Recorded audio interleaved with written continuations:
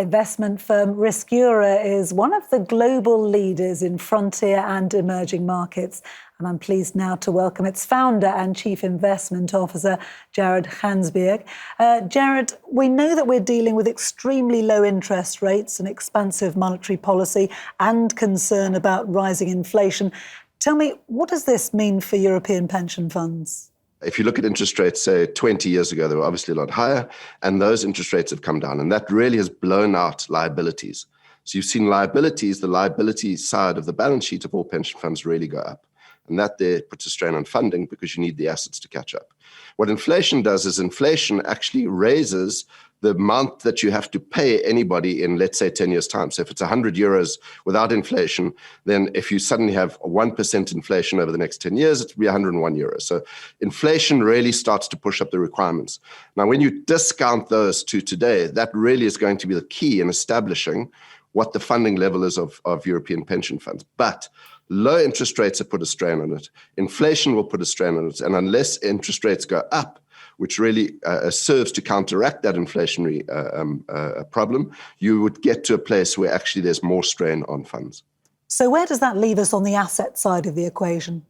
The asset side is interesting because remember, RisCura, a purpose-driven firm, when we look at these things, we're looking at both sides of the balance sheet, and we're looking at them both live as we're discussing now. And by that, I mean the live liabilities can be discounted and understood in today's terms using today's market rates. The same thing can be done for assets.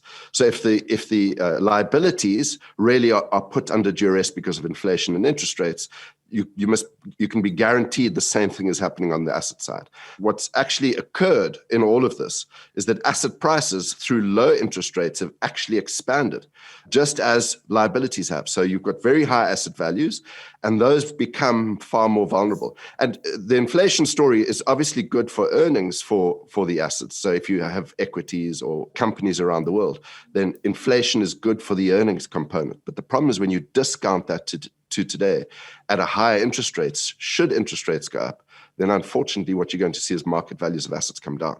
So how do you go about investing, and what are some of the things you need to bear in mind? So when you're in emerging markets or frontier markets or even alternative assets, things like liquidity is important. So you need to worry about asset-specific issues.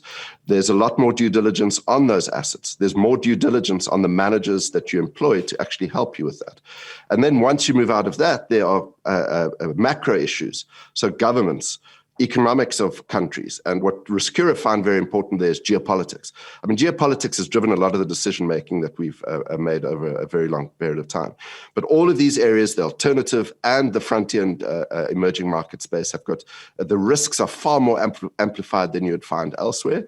And so there's a lot of due diligence in all of these areas that you are required to do. Of course, environmental, social, governance factors are all front of mind for global investors. How do you approach these concerns? The first thing to point out is that there's no place in investments anymore for irresponsible investing. So everything needs to be responsible. And ESG, as you said, environmental, social, governance issues are crucial.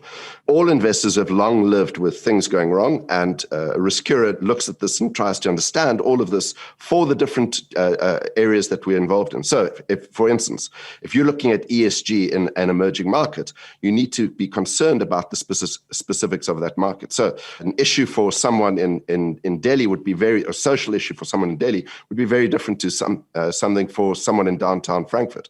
The second thing is on climate.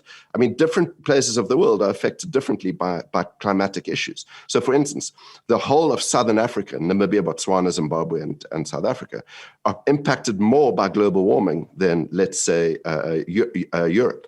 It's climatic and it's geography, but essentially, if you get a 1 degree rise in temperatures worldwide, well, 3 times that occurs in Southern Africa. This is the kind of research that you need to do. What you would do then is you would structure the ESG to suit all of those countries. You need to be specific, and it's important to actually build in, and it's important to build it in an intelligent way. You can't just use sweeping statements and sweeping approaches. Okay, Jared Hansberg, many thanks for joining us. Thank you.